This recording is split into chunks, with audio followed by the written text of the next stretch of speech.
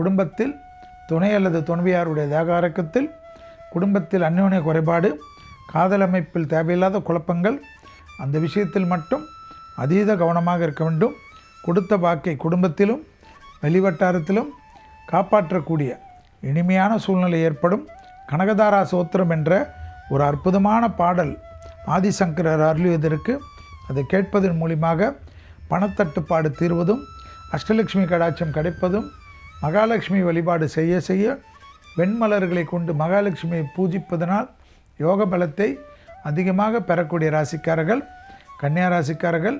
தாய் வழி உறவு, தந்தை வழி உறவு, வாக்குவாதங்கள் வேண்டாம். இரத்தபந்த உறவுகளுடன் மனமிட்டு பேசுங்கள். உங்களுடைய சுகஸ்தான அமைப்பில் தேவையில்லாத குழப்பங்கள் சிலரால் ஏற்படுத்தப்படும். எனவே சந்தோஷமாக இருந்த வாழ்க்கையில் திடீரென்று ஒரு புயல் காற்று வீசக்கூடிய காலகட்டம் என்பதனால் நீங்கள் எந்த காற்றுக்கும் இல்லாத, உங்கள் மீது படாத தொலைவுக்கு போய் அமைதி காப்பது, தர்க்கத்தை தவிர்த்து கொள்வது, குறிப்பாக உறவினர்கள் விஷயத்தில் 3 குரங்கு பொம்மையை போல் இருப்பது நன்மையை ஏற்படுத்தி தரும். விடாமல் தெய்வ வழிபாடுகள், மகாலட்சுமி வழிபாடுகள், கனகதாரா சோத்திரம் யோக பலத்தை தரும்.